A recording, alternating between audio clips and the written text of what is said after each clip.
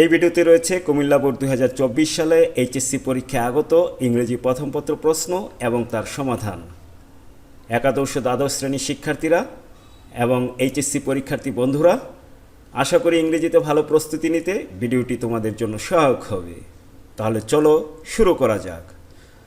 তোমরা নিশ্চয়ই জানো ইংরেজি প্রথম পত্রে 3টি প্যাসেজ থাকে। 3টি প্যাসেজই তোমাদের টেক্সট বুক থেকে নেওয়া হয়ে থাকে। 3টি প্যাসেজই তোমাদেরকে অর্থসহ পরে শোনানো হবে, যাতে করে পরবর্তীতে এই প্যাসেজগুলোর উপর ভিত্তি করে যেভাবেই প্রশ্ন আসুক না কেন তোমরা যেন সহজেই অ্যান্সার করতে পারো। প্রথম প্যাসেজটি কল্পনা চাওলা, যিনি একজন নভোচারী ছিলেন, মহাকাশচারী ছিলেন, তার শিক্ষাজীবন, কর্মজীবন এবং কিভাবে তিনি তার জীবন হারিয়েছিলেন একটি দুর্ঘটনায়, তার বিবরণ রয়েছে এই প্যাসেজে। Chawla was born in Karnal, India. Chawla ইন্ডিয়ার কার্নালে জন্মগ্রহণ করেছেন। তার পূর্ণ নাম হলো কল্পনা চাওলা। কার্নাল হলো হরিয়ানা রাজ্যের একটি শহর, সেখানে তিনি জন্মগ্রহণ করেছেন। She completed her earlier schooling. তিনি তার প্রাথমিক শিক্ষা সম্পন্ন করেন at Tagore Bal Niketan senior secondary school, Karnal. কার্নালের Tagore Bal Niketan senior secondary school থেকে। She is the first Indian born women. তিনি হলেন ভারতীয় বংশোদ্ভূত প্রথম নারী and the second person in space, এবং মহাকাশের দ্বিতীয় ব্যক্তি ফ্রম দিস সাবকন্টিনেন্ট, এই উপমহাদেশ থেকে। ভারতীয় উপমহাদেশ থেকে নারী হিসেবে তিনি প্রথম এবং ব্যক্তি হিসেবে তিনি দ্বিতীয়। প্রথম যে ব্যক্তি মহাকাশে গিয়েছিলেন নিশ্চয়ই তোমরা তার নাম শুনেছ, ইউরি গ্যাগারিন, 1961 সালে। এবং নারী হিসেবে প্রথম যিনি মহাকাশ ভ্রমণ করেছেন তার নাম হলো ভ্যালেন্তিনা তেরেস্কোভা। দুজনই সোভিয়েত ইউনিয়নের, বর্তমান রাশিয়ার। তিনি ভ্রমণ করেছিলেন 1963 সালে। After graduating in aeronautical engineering from Punjab engineering college, India in 1982, 1982 সালে ইন্ডিয়ার পাঞ্জাব ইঞ্জিনিয়ারিং কলেজ থেকে অ্যারোনটিক্যাল ইঞ্জিনিয়ারিংয়ের উপর গ্রাজুয়েশন সম্পন্ন করার পর Chawla move to the United states the same ইয়ার। একই বছর তিনি ইউনাইটেড স্টেটে চলে গেলেন, আমেরিকাতে চলে গেলেন। She obtained her masters degree in aerospace engineering from the university of Texas in 1984, 1984 সালে ইউনিভার্সিটি অফ টেক্সাস থেকে এরোস্পেস ইঞ্জিনিয়ারিংয়ের উপর তিনি মাস্টার্স ডিগ্রি অর্জন করলেন। Letter she did her PhD in aerospace engineering in 1988 from the University of Colorado. পরবর্তীতে তিনি doctor of philosophy, সংক্ষেপে পিএইচডি বলা হয়, এরোস্পেস ইঞ্জিনিয়ারিংয়ের উপর 1988 সালে ইউনিভার্সিটি অফ কলোরাডো থেকে সম্পন্ন করেন। পিএইচডি বিশেষ কোনো বিষয়ে অধিকতর গবেষণার জন্য প্রদান করা হয়। এটি একটি উচ্চতর degree. Determined to become an astronaut, তিনি দৃঢ় সংকল্পবদ্ধ হলেন যে তিনি একজন নভোচারী হবেন, মহাকাশচারী হবেন। Even the face of the Challenger disaster 1986 that broke apart after 73 seconds into it's flight. Challenger একটি মহাকাশযানের নাম, যেটা দুর্যোগ ঘটেছিল 1986 সালে। এটা উড্ডয়ন করার, মাটি থেকে উপরে ওঠার 73 সেকেন্ডের মধ্যেই খণ্ড বিখণ্ড হয়ে যায়, leading to the deaths of its 7 crew members. ফলশ্রুতিতে এর যে 7 জন ক্রু মেম্বার ছিল, 7 জন সদস্য ছিল, সবাই মারা যায়। এটা সত্ত্বেও চাওলা তিনি দৃঢ় সংকল্পবদ্ধ হলেন যে তিনি একজন অ্যাস্ট্রোনট হবেন, তিনি একজন নভোচারী হবেন। Chawla joined NASA in 1988। Chawla নাসাতে যোগ দিলেন 1988 সালে। নাসা কি? নাসা হলো national aeronautics and space administration, আমেরিকার একটি সংস্থা, সরকারি সংস্থা যারা মহাকাশ নিয়ে গবেষণা করে থাকে। সেই সংস্থায় তিনি 1988 সালে যোগ দিলেন। She began working as a vice president. Vice president হিসেবে তিনি সেখানে কাজ করা শুরু করলেন। হোয়ার শি ডিড, যেখানে তিনি করলেন কম্পিউটেশনাল ফ্লুইড ডাইনামিক্স, সংক্ষেপে সিএফডি বলা হয়, তার উপর রিসার্চ করলেন। On vertical take off, vertical মানে হলো লম্ব বা একদম সোজাসুজি ভূমি থেকে উপরে, টেক অফ মানে উড্ডয়ন করা। এই সংক্রান্ত বিষয়ে তিনি গবেষণা করলেন। অ্যান্ড ল্যান্ডিং এবং কিভাবে মাটিতে নেমে আসতে হয় লম্বভাবে সেটা নিয়েও গবেষণা করলেন। In 1991 she got US citizenship. 1991 সালে তিনি আমেরিকার নাগরিকত্ব পান and started her career as a NASA astronaut in 1995। নাসার একজন মহাকাশচারী হিসেবে নভোচারী হিসেবে তিনি 1995 সালে তার ক্যারিয়ার শুরু করলেন। She was selected for her first flight in 1996। তার প্রথম ফ্লাইটের জন্য 1996 সালে তাকে বাছাই করা হয়, সিলেক্টেড করা হয়। She spoke the following words while traveling in the weightlessness of space. ওজনশূন্য স্পেসে যখন ট্রাভেলিং করছিলেন তখন তিনি এই কথাগুলো বলেছেন। আমরা জানি মহাকাশে এমন একটা জায়গা আছে যেখানে গ্র্যাভিটি জিরো, অর্থাৎ কোনো আকর্ষণ শক্তি সেখানে কাজ করে না, মধ্যাকর্ষণ শক্তি সেখানে কোনো কাজ করে না, মানুষ শূন্যে ভাসতে থাকে। সেখানে ভ্রমণ করার পূর্বে তিনি বলেছিলেন, you are just your intelligence, তুমি হলা তোমার ইন্টেলিজেন্স, অর্থাৎ তোমার যে বুদ্ধিমত্তা রয়েছে সেটাই হলা তুমি। She had travel 10.67 million Miles, তিনি ভ্রমণ করেছেন 10.67 মিলিয়ন মাইলস। 10 লাখে 1 মিলিয়ন হয়, 10.67 মিলিয়ন পথ পাড়ি দিয়েছেন, as many as 252 Times around the earth, যেটা পৃথিবীকে প্রদক্ষিণ করলে 252 বারের সমান হয়। তিনি তার চূড়ান্ত স্পেস মিশনে যাওয়ার আগে তিনি এই পথগুলো পাড়ি দিয়েছিলেন। আর ফার্স্ট স্পেস মিশন, তার প্রথম স্পেস মিশন, মহাকাশে যে মিশন যার নাম ছিল মিশন STS-87, সেটা শুরু হয়েছিল বিগেন অন 19 নভেম্বর 1997। 1997 সালের 19 নভেম্বর উইথ 6 আদার অ্যাস্ট্রোনটস, সাথে ছিল আরও 6 জন নভোচারী on the space shuttle Columbia, আর তাদের যে স্পেস শাটল ছিল তার নাম ছিল কলম্বিয়া, অর্থাৎ মহাকাশ যানের নাম ছিল Columbia. On her first mission, তার প্রথম মিশনে, দ্যাট লাস্টেড, যেটা স্থায়ী হয়েছিল ফর 15 ডেজ, 15 দিন 16 ঘন্টা 34 মিনিট 4 সেকেন্ড ব্যাপী। শি ট্রাভেলড 6.5 মিলিয়ন মাইলস, তখন তিনি 6.5 মিলিয়ন মাইল পাড়ি দিয়েছেন, ভ্রমণ করেছেন তার ফার্স্ট মিশনে।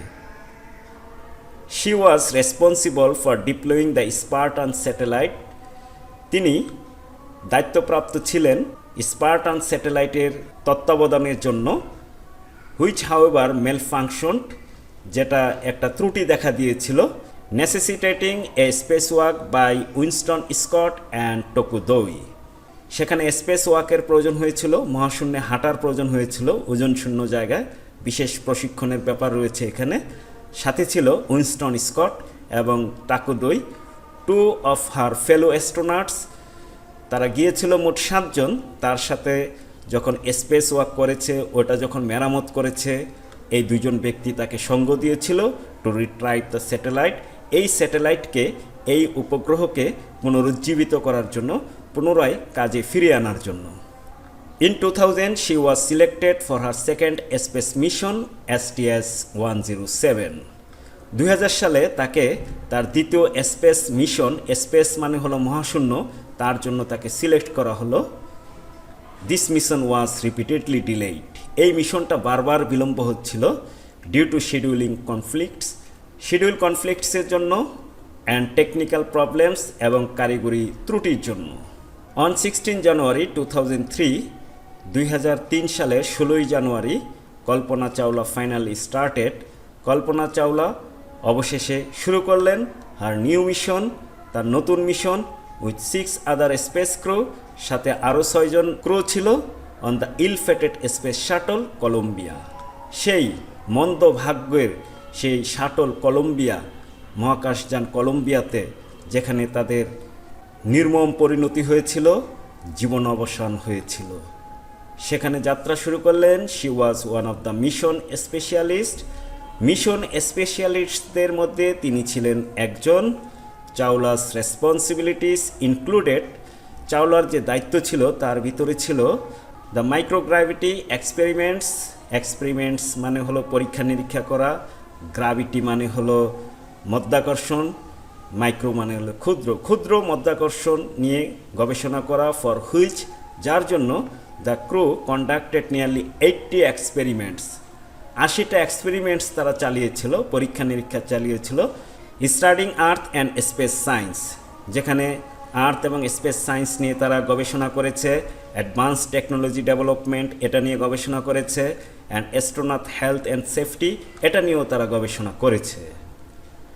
আফটার এ 16-ডে সায়েন্টিফিক মিশন, সেই সায়েন্টিফিক মিশনের 16 দিন পর ইন স্পেস, মহাশূন্যে, অন 1 ফেব্রুয়ারি 2003 সালের 1 ফেব্রুয়ারি কলম্বিয়া ডিসইন্টিগ্রেটেড ওভার টেক্সাস, টেক্সাসের উপর বিচ্ছিন্ন হয়ে গেল কলম্বিয়া।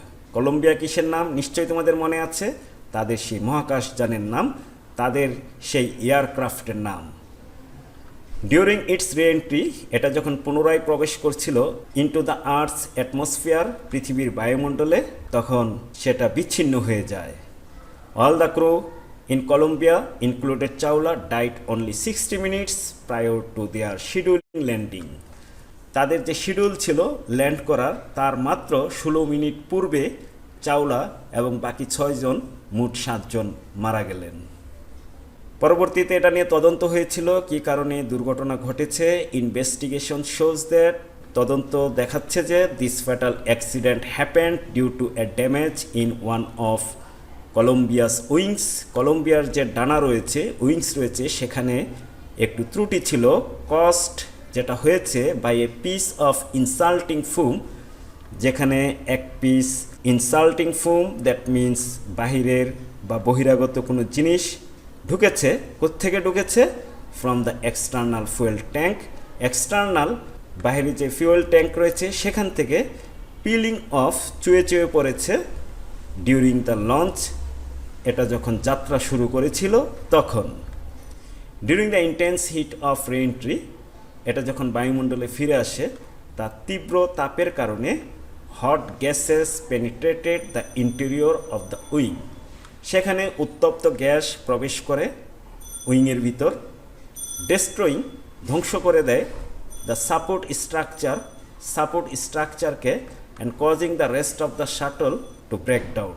ফলশ্রুতিতে বাকি শাটলটা ভেঙে পড়ে যায়।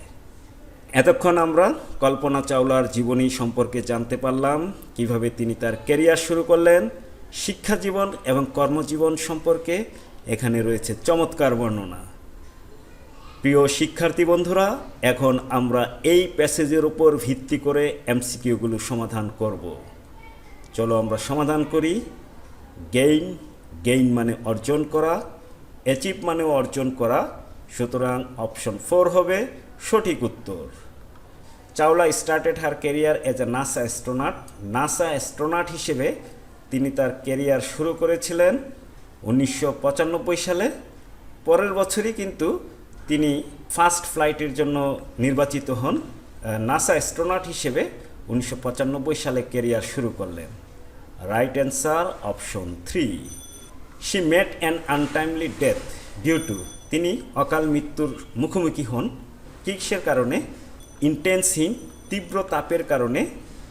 The word extension mentioned in this passage means, extension শব্দটির অর্থ কী? এক্সটেনশন মানে সম্প্রসারণ, সুতরাং ডেভেলপমেন্ট সবচেয়ে কাছের অর্থ। Right answer option 2।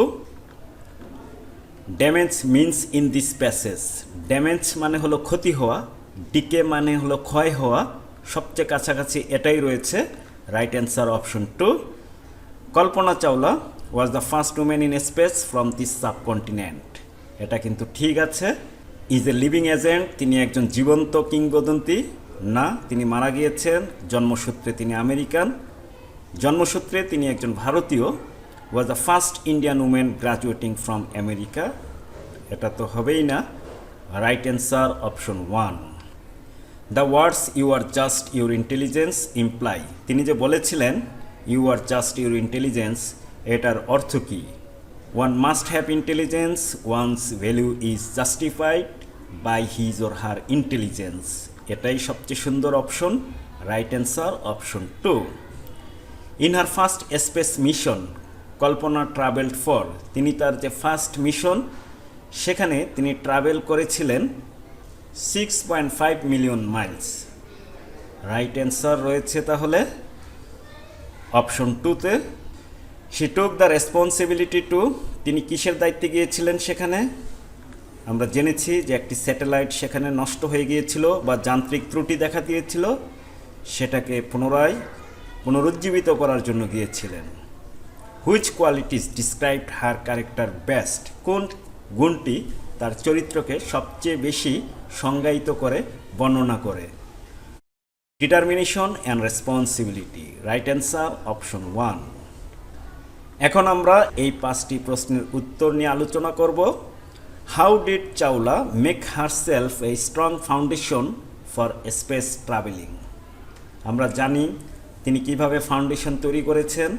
তিনি গ্রাজুয়েশন করেছেন, মাস্টার্স ডিগ্রি করেছেন, অনেক কিছুই করেছেন।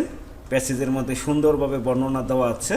After graduating in aeronautical engineering from Punjab engineering college, এখান থেকে সাল, স্থান এগুলো বাদ দিয়ে দিতে হবে, না হলে অ্যান্সার খুব বড় হয়ে যাবে।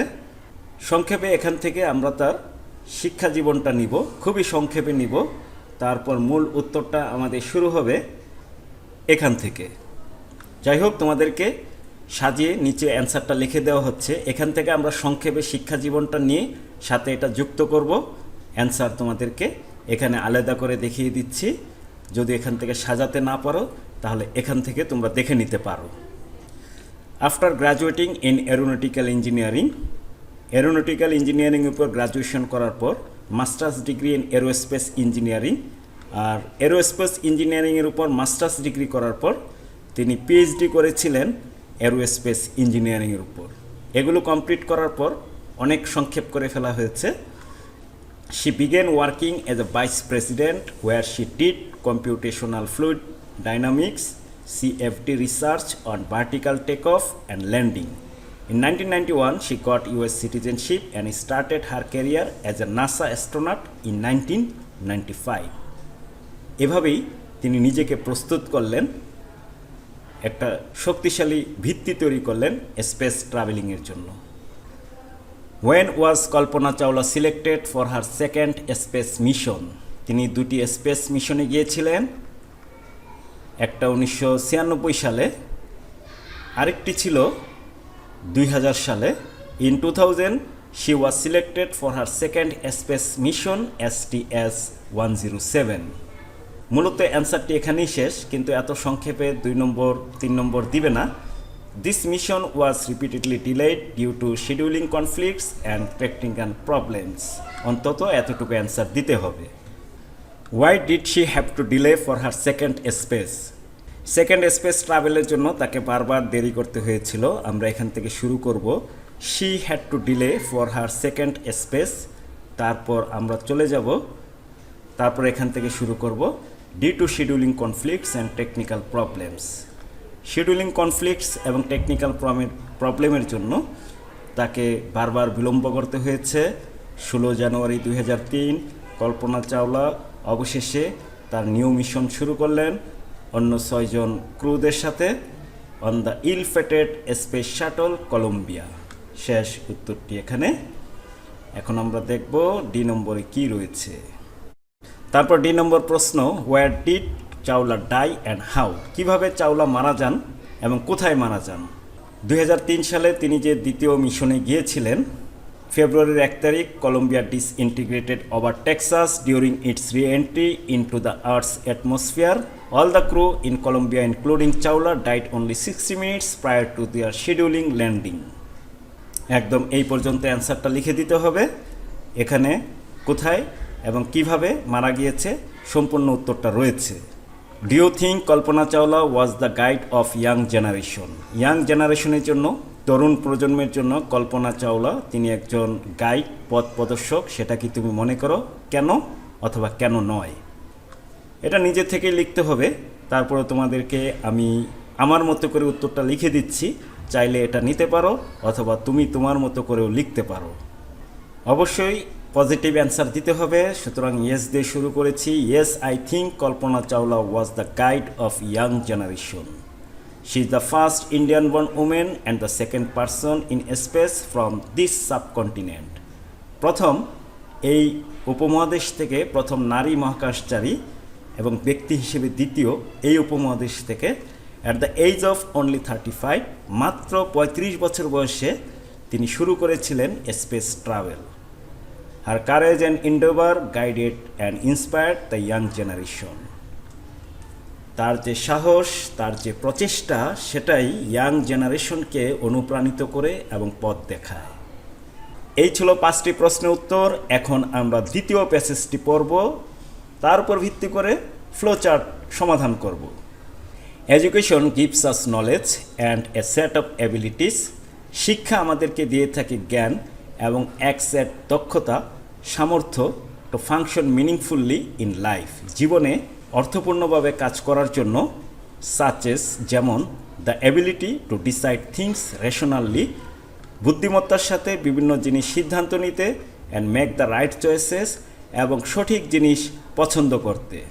As we learn how to read, right and do the basic operations of arithmetic, আমরা যখন পড়তে শিখি, লিখতে শিখি এবং পাটিগণিতের সাধারণ বিষয়গুলো যোগ বিয়োগ গুণ ভাগ শিখি, we gain A degree of self confidence, তখন আমরা সেলফ কনফিডেন্সের একটি মাত্রা অর্জন করি। We learn to think for our selves, আমরা নিজেদের জন্য চিন্তা করতে শিখি, অ্যান্ড আর্টিকুলেট প্রকাশ করতে শিখি আওয়ার থটস, আমাদের চিন্তাভাবনা। We pick up skills to communicate with others, অন্যের সাথে যোগাযোগ করার জন্য আমরা স্কিল অর্জন করে থাকি, দক্ষতা অর্জন করে থাকি, and manage hour affairs well, এবং আমাদের যে বিষয়গুলো রয়েছে সেগুলো ভালোভাবে ব্যবস্থাপনা করতেও শিখি। Education helps us think independently, শিক্ষা আমাদের সাহায্য করে স্বাধীনভাবে চিন্তা করতে, and make our own opinions, এবং নিজেদের সিদ্ধান্ত, নিজেদের মতামত তৈরি করতে। As we know more about the world, পৃথিবী সম্পর্কে আমরা যখন আরও বেশি জানতে পারি, we appreciate the good things it offers us, যে জিনিসটা আমাদেরকে ভালো জিনিস দিয়ে থাকে তার আমরা প্রশংসা করি, but also become critical of the deviations from the values, এবং আমরা সমালোচনা করে থাকি মূল্যবোধ থেকে যদি বিচ্ছিন্নতা হয়, বিচ্যুতি হয়, আর মূল্যবোধ থেকে বিচ্ছিন্নতা, বিচ্যুতি imparts and rise of hatred and conflict that follows, এটার ফলে মূল্যবোধ থেকে কেউ যখন বিচ্ছিন্ন হয়ে যায় তখন রাইজ বৃদ্ধি পায়, হার্ট্রেড ঘৃণা, কনফ্লিক্ট সংঘর্ষ, that follows, that means deviation of values থেকে বিচ্যুতি ঘটলেই এই জিনিসগুলো হয়ে থাকে। The first thing education does is to give us an awareness about our selves, শিক্ষা প্রথম যে জিনিসটা করে থাকে সেটা আমাদেরকে সচেতনতা দেয় আমাদের নিজেদের সম্পর্কে, which leads to the development of our personality, যেটা ধাবিত করে আমাদের ব্যক্তিত্ব উন্নয়নের জন্য। অ্যাজ উই বিগিন স্কুল, আমরা যখন স্কুল শুরু করি, we feel the need to belong to the class and make friends, আমরা উপলব্ধি করি ক্লাসের এবং বন্ধুত্ব তৈরির। We then expand our sense of belonging to include school at large, our community, and finally our country, তারপর আমরা উপলব্ধি করি স্কুলকে কীভাবে আরও বৃহৎ আকারে কাজে লাগানো যায় আমাদের সম্প্রদায়ে এবং সর্বশেষ আমাদের দেশে। এডুকেশন, শিক্ষা, দাস এভাবেই প্রিপেয়ার্স এভরি চাইল্ড, প্রতিটি শিশুকে প্রস্তুত করে to become an active member, একজন সক্রিয় সদস্য হতে, অব দ্য কমিউনিটি, সম্প্রদায়ের, and work for its welfare, এবং তার মঙ্গলের জন্য কাজ করতে। এটা পড়ার পর এখন আবার দেখতে হবে যে প্রশ্নে কি চেয়েছে। Read the following text and make a flow chart showing, এইখানে মূল জিনিসটা দ্য পারপাজেস অফ এডুকেশন, শিক্ষার মূল উদ্দেশ্য। একটি স্যাম্পল দেওয়া আছে, এনরিচিং আওয়ার নলেজ, আমাদের নলেজকে সমৃদ্ধ করে থাকে। তারপর অনেক কিছু এখানে রয়েছে, যেভাবে শুরু করেছে যেমন ভার্বের সাথে আইএনজি দিয়ে, আমরাও চেষ্টা করব প্রতিটি অ্যান্সার এভাবে ভার্বের সাথে আইএনজি দিয়ে শুরু করতে। এটাকে দিয়ে আমরা একটা বানাতে পারি having the ability to decide things rationally, এটা দিয়ে আমরা আরেকটা বানাতে পারি মেকিং দ্য রাইট চয়েসেস, তারপর এটা দিয়ে আমরা আরেকটা বানাতে পারি গেইনিং সেলফ কনফিডেন্স, এটা দিয়ে আমরা আরেকটা বানাতে পারি আর্টিকুলেটিং আওয়ার থটস। সর্বশেষ আমরা এখান থেকে একটা দিতে পারি working for the welfare of the community. Community মানে হলো সম্প্রদায়, তার মঙ্গলের জন্য কাজ করা। অ্যান্সারগুলো তোমাদেরকে নিচে এখানে দেখিয়ে দেওয়া হচ্ছে। এখানে যেভাবে আছে পাশাপাশি তো জায়গা হবে না, তোমরা বক্স করে নিচে নিচে লিখবে, তীর চিহ্নগুলো নিচে দেখিয়ে দিবে। আমরা এখন 3 নম্বর প্যাসেজটি পড়ব। এটি একটি অটোবায়োগ্রাফি অর্থাৎ আত্মজীবনী থেকে নেওয়া হয়েছে। নিশ্চয়ই তোমরা ব্রজেন দাসের কাহিনী শুনেছ, যিনি 6 বার ইংলিশ চ্যানেল পাড়ি দিয়েছিলেন। ইংলিশ চ্যানেল হলো আটলান্টিক মহাসাগরের একটি অংশ, যেটা ফ্রান্স এবং ইংল্যান্ডের মাঝখানে অবস্থিত। সেই ইংলিশ চ্যানেল তিনি 6 বার পাড়ি দিয়েছেন, 1958 থেকে 1961 সাল পর্যন্ত। চলো দেখি তিনি কি বলেছেন। ওয়ান্স ইন ওয়াটার, একবার যখন কেউ পানিতে থাকে, পানিতে নামে, you get oblivious of time, distance and direction. তখন একজন আত্মবোলা হয়ে যায় সময়, দূরত্ব এবং দিক সম্পর্কে, তার আর সেদিকে কোনো খেয়াল থাকে না। The only thought which kept me worried, একমাত্র চিন্তা যেটা আমাকে উদ্বিগ্ন রাখে সেটা কি?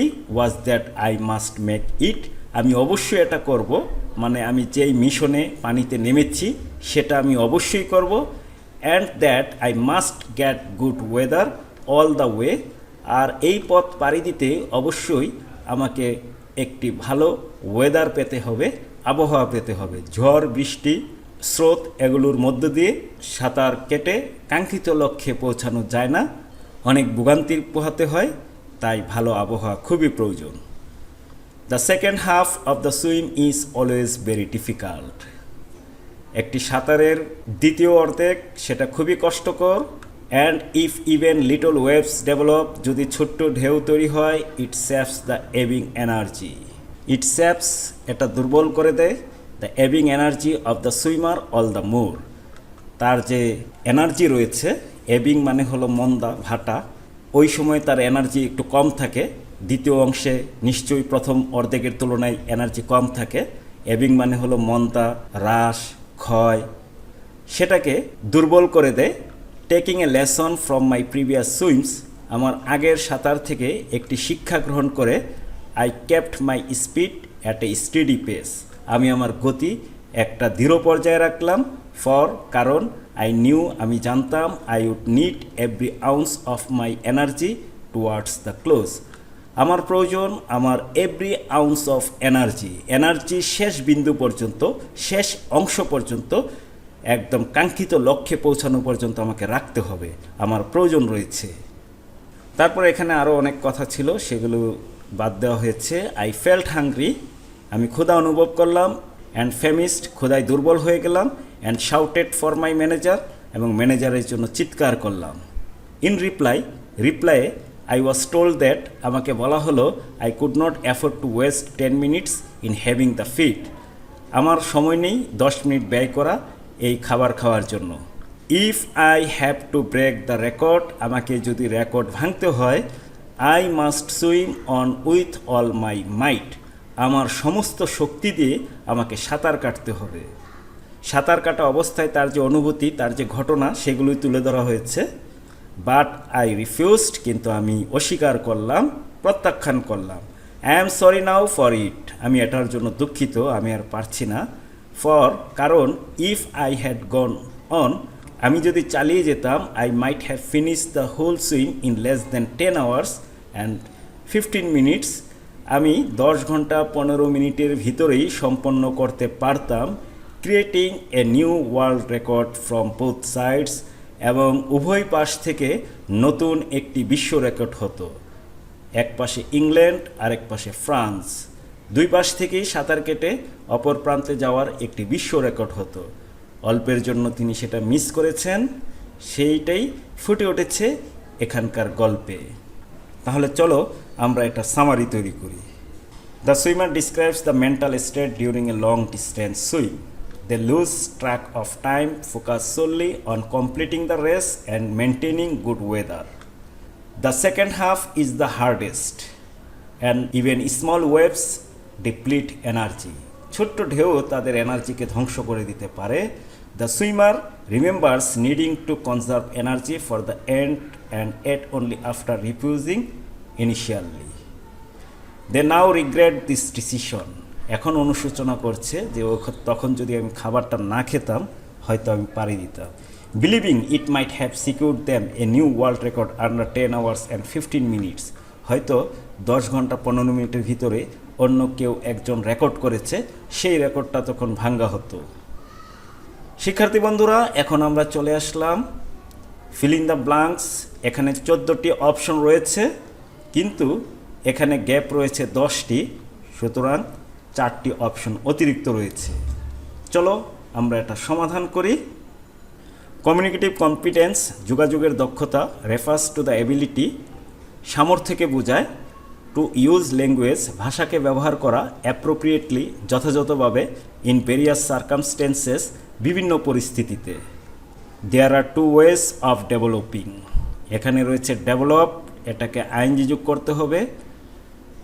2টি পদ্ধতি রয়েছে, সিস্টেম রয়েছে ডেভেলপ করার, উন্নত করার। আমরা আগে আইএনজিটা যোগ করে নেই। Communicative competence in a language, একটি ভাষায় যোগাযোগের দক্ষতা উন্নত করার 2টি সিস্টেম রয়েছে।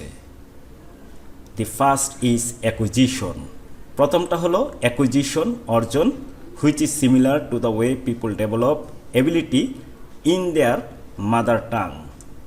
মাতৃভাষায় যেভাবে একজন মানুষ দক্ষতা অর্জন করে থাকে সেটাকেই অ্যাকুইজিশন বলা হয়। এটি একটি মাধ্যম। They are aware only of the fact that, তারা একটি বিষয়ে শুধুমাত্র সচেতন থাকে। দে আর ইউজিং, তারা ভাষাটি ব্যবহার করছে। এখানে আছে ইউজড, আমরা আইএনজি যোগ করব কারণ এখানে বি ভার্ব রয়েছে। চলমান কাজ বোঝানোর জন্য আমরা আইএনজি যোগ করব। দে আর ইউজিং দ্য ল্যাঙ্গুয়েজ, তারা ভাষাটি ব্যবহার করছে ফর কমিউনিকেশন, যোগাযোগ করার জন্য। It is a natural subconscious process, এটি একটি স্বাভাবিক অবচেতন প্রক্রিয়া। In which users are not aware, যেখানে ইউজার সতর্ক থাকে না, সচেতন থাকে না। অফ অ্যাকোয়ারিং এ ল্যাঙ্গুয়েজ, একটি ভাষা যে সে শিখছে এ ব্যাপারে সে সচেতন থাকে না। অনেকটা শিশুদের সাথে তুলনা করা যেতে পারে। একটি শিশু যখন তার ভাষা শিখে সে কিন্তু সচেতন থাকে না যে সে একটি ভাষা শিখছে, অটোমেটিকভাবে সে ভাষাটি শিখে ফেলে, এবং এই প্রক্রিয়ার নামই বলা হয়েছে অ্যাকুইজিশন, অর্জন। ইন নন টেকনিক্যাল টার্মস, অন্যভাবে বলা যেতে পারে acquisition is picking up A language spontaneously. Spontaneously এখানে ly যুক্ত হবে। একটি ভাষাকে স্বতঃস্ফূর্তভাবে কুড়িয়ে পাওয়ার নামই হলো অ্যাকুইজিশন, যেখানে একজন ব্যবহারকারী মোটেও সক্রিয় থাকেন না, অবগত থাকেন না তিনি একটি ভাষা ব্যবহার করছেন বা ভাষা শিখছেন। তিনি জাস্ট ভাষাটাকে ব্যবহার করে থাকেন যোগাযোগের জন্য। চলো আমরা এখন 5 নম্বর প্রশ্নটি সমাধান করব। এটার জন্য অপশন ছিল, তাই এই অপশনের বাইরে যাওয়ার কোনো সুযোগ ছিল না। এটার জন্য কোনো অপশন নেই, তাই সুযোগ যেহেতু আছে, একই গ্যাপে একাধিক উত্তর গ্রহণযোগ্য হতে পারে। অবশ্যই যৌক্তিক হতে হবে। চলো আমরা এটা সমাধান করি। Sports are a popular form of entertainment, sports খেলাধুলা বিনোদনের একটি জনপ্রিয় ধরন বা মাধ্যম। মেনি ইন্টারন্যাশনাল স্পোর্টিং ইভেন্টস, অনেক আন্তর্জাতিক স্পোর্টিং ইভেন্টস আর অর্গানাইজড, আয়োজন করা হয় ফ্রম টাইম টু টাইম, বিভিন্ন সময়ে। এটা মূলত তোমাদের পুরাতন টেক্সট বুক থেকে নেওয়া হয়েছে। খুবই কমন একটা জিনিস এবং অনেক পরীক্ষাতে এটা এ পর্যন্ত এসেছে।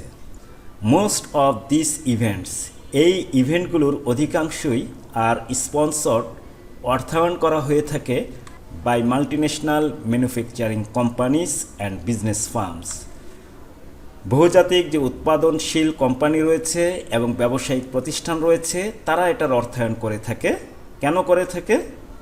এখনই আমরা জানতে পারবো কেন করে থাকে। They pay for the sports events, তারা এই স্পোর্টস ইভেন্টের জন্য টাকা দিয়ে থাকে। In exchange for the right to advertise their products during those events, সেই খেলাগুলো চলার সময় তাদের প্রোডাক্টের বিজ্ঞাপন দেওয়ার স্বার্থে তারা এই খেলাধুলার জন্য টাকা পে করে থাকে। দিস ইভেন্টস আর টেলিকাস্ট, এই ইভেন্টগুলো টেলিকাস্ট করা হয়, টিভিতে সম্প্রচার করা হয় ওয়ার্ল্ড ওয়াইড, বিশ্বব্যাপী, বাই স্যাটেলাইট, স্যাটেলাইটের মাধ্যমে, and people all over the world watch them live. আর সারা পৃথিবীর মানুষ, সারা বিশ্বের মানুষ সেগুলোকে সরাসরি দেখে থাকে। অ্যাজ এ রেজাল্ট, ফলশ্রুতিতে দ্য স্পন্সর্স প্রোডাক্টস, যিনি টাকা অর্থায়ন করে থাকেন, তার প্রোডাক্টগুলো, তার পণ্যগুলো receive maximum media coverage receive করে থাকে, পেয়ে থাকে। আর এভাবেই তার পণ্যের বিশ্বব্যাপী স্বীকৃতি পায়। Das sports help the promotion of trade and commerce. এভাবেই স্পোর্টস সাহায্য করে থাকে ব্যবসা এবং বাণিজ্যের প্রমোশনের জন্য, সম্প্রসারণের জন্য। 5 নম্বর প্রশ্ন শেষ হলো। এখন আমরা রিয়ারেন্সটি সলভ করব। 10টি সেন্টেন্স এলোমেলোভাবে দেওয়া আছে, এটাকে সাজিয়ে সুন্দর একটি গল্প তৈরি করতে হবে। প্রথমে বক্সে নাম্বারগুলো লিখবে, তারপর নিচে স্টোরির আকারে সেন্টেন্সগুলো লিখে দিবে। তোমরা নিশ্চয়ই আবু বিন আদহামের নাম শুনেছ। সে খুবই ধার্মিক একজন ব্যক্তি ছিল। Once upon a time there was an honest and pious man. এক ধার্মিক এবং সৎ ব্যক্তি বাস করত, তার নাম ছিল, হিজ নেম ওয়াজ আবু বিন আদহাম। একদিন সে ঘুমাচ্ছিল, হি ওয়াজ ওয়ান স্লিপিং পিসফুল্লি। হঠাৎ করে সে ঘুম থেকে উঠে একজন ফেরেশতাকে দেখতে পেল। Suddenly he woke up and he saw an angel, এবং সে একজন ফেরেশতাকে দেখতে পেল। সে দেখতে পেল ফেরেশতা তাদের নাম লিখছে যারা গডকে ভালোবাসে। The angel was writing the names of persons who loved God. সে তাকে জিজ্ঞাসা করলো, আবু বিন আদহাম তাকে জিজ্ঞাসা করলো তার নামটা সেখানে আছে কিনা। He asked the angel if his name was দেয়ার।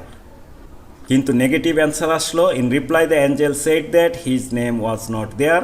তার নামটা সেখানে নেই। তখন আবু তাকে রিকোয়েস্ট করলো। Abou then requested him to put his name in the list because he loved mankind and his fellow brothers. সে বলল সে তার সঙ্গী সাথী মানুষদেরকে ভালোবাসে, আল্লাহর সৃষ্টিকে ভালোবাসে, তাই তার নামটা সেখানে লিখে নেওয়ার জন্য। কথা মতো তার রিকোয়েস্ট লিখে ফেরেশতা চলে গেল। The angel took down his request and went away. পরের দিন সে আবার আসলো। He again appeared the next night and showed Abou that his name was at the top of the list. পরের দিন যে লিস্ট ছিল সেখানে কিন্তু আবু বিন আদহামের নাম সবার উপরে ছিল।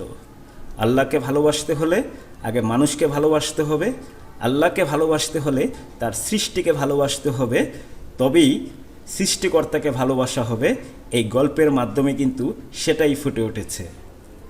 প্রিয় শিক্ষার্থী বন্ধুরা, এখন আমরা দেখব রাইটিং পার্টে কী কী ছিল।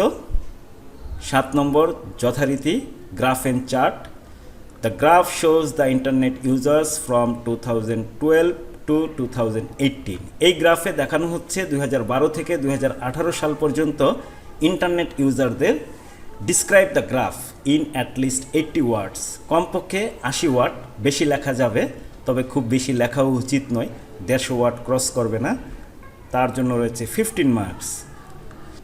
2012 সালে 1.5 লাখ মানুষ ইন্টারনেট ব্যবহার করত, 2013 সালে 3 লাখ, 2014 সালে 3.5 লাখ, এইটা দ্বারা লাখ বোঝানো হচ্ছে। 2015 সালে 4.25। এভাবে প্রতিটি সাল দিয়ে উল্লেখ রয়েছে, এগুলোই সেন্টেন্স আকারে লিখতে হবে, একটু সামারির মতো শেষে দিতে হবে। এবং এই যে উন্নতি, এই যে বেড়েই চলেছে, সেটা তোমার কাছে সন্তোষজনক কিনা সেটাও শেষে 1-2 সেন্টেন্সে লিখে দিতে হবে। 8 নম্বর, একটি স্টোরির অংশবিশেষ রয়েছে। The following is the beginning of a story, complete it in your own words. এটার জন্য মার্কস 15। 15 নম্বর, এই গল্প শুনে নাই সেরকম স্টুডেন্ট পাওয়া দুর্লভ। Once an ant was very thirsty. একবার এক পিঁপড়া খুব পিপাসার্ত ছিল। He went to a river, সে এক নদীর কাছে গেল, টু ড্রিঙ্ক ওয়াটার, পানি পান করার জন্য। When he began to drink water, যখন সে পানি পান করতে শুরু করলো, এ ওয়েভ, একটি ঢেউ, ঢেউ এসে তাকে ভাসিয়ে নিয়ে চলে গেল। একটা গুগু, একটা ডাব সেটা দেখতে পেল। দেখতে পেয়ে সে একটি পাতা পানিতে ফেলে দিল। পিঁপড়া সেই পাতায় উঠে তার জীবন রক্ষা করলো। পরবর্তীতে সেই পিঁপড়া একদিন খেয়াল করলো যে এক শিকারী একটি পাখিকে শিকার করার জন্য প্রস্তুতি নিচ্ছে, এবং পাখিটিকে সে চিনতে পারল যে এটি তার সেই উপকারী বন্ধু যে তার জীবন বাঁচিয়েছিল। সে শিকারীর পায়ে কামড় দিয়ে দিল এবং তার লক্ষ্য ভ্রষ্ট হয়ে তীর অন্যদিকে চলে গেল। এভাবে পাখিটিও তার প্রাণ বাঁচাতে পারল। 9 নম্বরে রয়েছে একটি letter. Suppose you are Ahad or Afia, you have just received a letter from your pen friend Tania. তোমার পেন ফ্রেন্ড তো আর এখন নেই, একসময় খুব জনপ্রিয় ছিল কথাটি, কেউ কাউকে দেখতো না, শুধু চিঠিপত্র আদান প্রদান হতো, তাকেই পেন ফ্রেন্ড বলা হয়। হু লিভস অ্যাট 13 মাউকান স্ট্রিট ইউকে, বিদেশে বসবাস করে। She wants to know about your country Bangladesh সম্পর্কে সে জানতে চায়। Now write a reply to the letter, এখন সেই চিঠির উত্তর লিখতে হবে, মার্কস 15। তবে এই চিঠির খাম লেখার সময়, ইনভেলপ লেখার সময় এয়ারমেল কথাটা লিখতে ভুল করা যাবে না। শিক্ষার্থী বন্ধুরা, এরই মাধ্যমে শেষ হলো 2024 সালে কুমিল্লা বোর্ডে আগত এইচএসসি ইংরেজি প্রথম পত্র প্রশ্নের সমাধান। আশা করি ভিডিওটি দেখে তোমরা উপকৃত হয়েছ। এই চ্যানেলে রয়েছে বিভিন্ন সালের এইচএসসি ইংরেজি প্রথম পত্রের সমাধান এবং দ্বিতীয় পত্রের সমাধান। প্রথম পত্র দিয়ে একটি প্লেলিস্ট রয়েছে, দ্বিতীয় পত্র দিয়ে আরেকটি প্লেলিস্ট রয়েছে। আশা করি ভিডিওগুলো যদি তোমরা দেখতে পারো, ইংরেজিতে তোমাদের দক্ষতা বৃদ্ধি পাবে। প্লেলিস্টের লিঙ্ক এই ভিডিওর ডেসক্রিপশনে রয়েছে। তাহলে আজকের মতো এখানেই শেষ করছি, কথা হবে অন্য একটি ভিডিওতে। সবাই ভালো থাকবে, সুস্থ থাকবে, আল্লাহ হাফেজ।